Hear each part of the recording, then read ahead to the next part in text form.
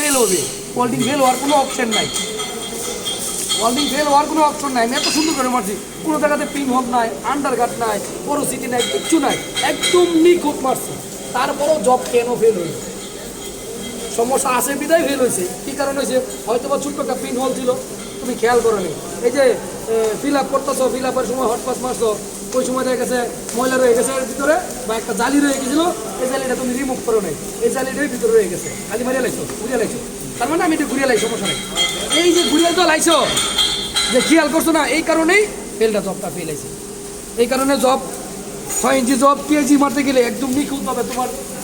তোমার মাইন্ড থেকে, তোমার দেমাগ থেকে একদম 100%, মানে আমার তরফ থেকে আমি ওয়েল্ডিং করছি 100%। এখানে ভুল হওয়ার কোনো অপশন নাই। তারপরেও হইতে পারে কোনো ওয়েল্ডার আজও পর্যন্ত এরকম ওয়েল্ডার তৈরি হয় নাই যে আমি 100% গ্যারান্টি আমি জব মানবো, আমার জব ফেল আসবে না।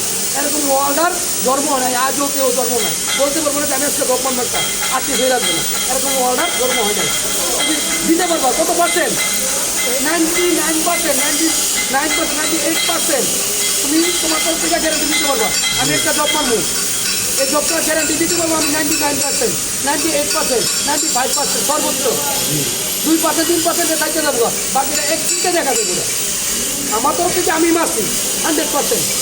আমার তরফ থেকে আমার চোখের মধ্যে পড়ে না এরকম, আমি সুন্দরভাবে মারছি, সময় ধরে মারছি, এর আসে নাই, আসার সম্ভাবনা নাই, তারপরেও হয়ে যেতে পারে।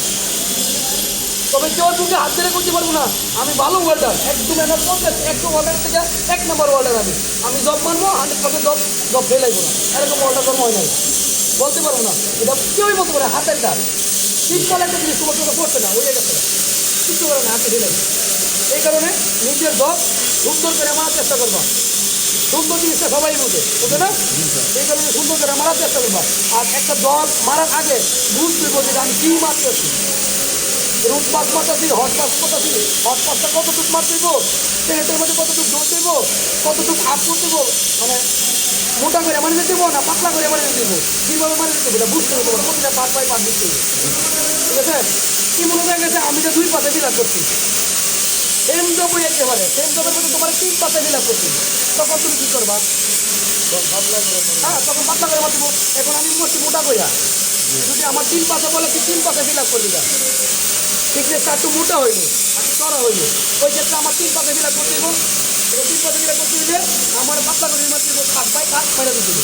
আমি মোটা করে ওয়েল্ডিং মেরে দিতে পারবো না, যে আমার 3 মিনিট রড দিতে আমি ধরে মারি মোটা হোক সমস্যা না, অ্যাকসেপ্টেড না, অ্যাকসেপ্ট হইব না। পাঁচ বাই পাঁচ মারতে দেবো, পাতলা পাতলা করে পাঁচ মারতে হয়, হট পাস পাতলা করে মারতে হয়, পাতলা পাতলা একটার পরে একটা ধাপের পরে ধাপ মারে দিই। রুট পাস, হট পাস, আন্ডার বিলাস, পিলাস, কেন বলছে ডাব দিকে খেলে গেছে মারে তখন মানে আমি রুট পাস করে একবারে মানে ভিড়ে মেরে দিই। এই খেলা করে কেন চাইনা ওয়ার্ল্ডার আছে না, আর কোনো কোয়ালিটি নেই। চাইনার কাম শিখানো, চাইনা একটা জিনিস হয়েছে বলবো যে টেম্পোরারি, চাইনা তো চাইনি, মানে এটা কোনো গ্যারান্টি নাই। আর জার্মানি ফ্রান্সের একটা মাল যদি তৈরি করে, চিন্তা ভাবনা করে তৈরি করে, এই জিনিসটা তৈরি করতে কত বছর মতো ঠিক বোঝা। চাইনা মালের কি গ্যারান্টি আছে? চাইনার কাম হইব কিন্তু মারতে পারে গাড়ি দেওয়া ইচ্ছা মতো না, ফেললে খালি ভর মিলছে পারলে সিভিল রটিয়া ওয়েল্ডিং মারছি, চাইনার লগে যাবে কেন, চাইনার কি করবে না, ওয়েল্ডিং মারার পরে হ্যাঁ কাজের কোনো কোয়ালিটি নেই। এদের আবার কোয়ালিটি আছে, কোনো কোনো ক্ষেত্রে কোয়ালিটি নাই যে এমন কোনো বলা যাবে আছে।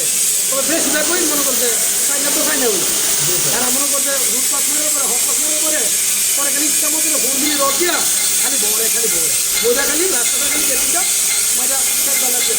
এই কারণে চাইনার কোনো মাল কিচ্ছুই হয় না।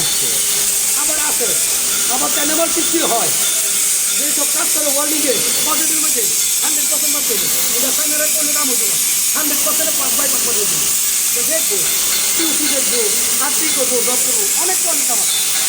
বেশিরভাগ হ্যাঁ এরকম করে ওকে জ্ঞান করো, সুন্দর করে দাগ দিয়া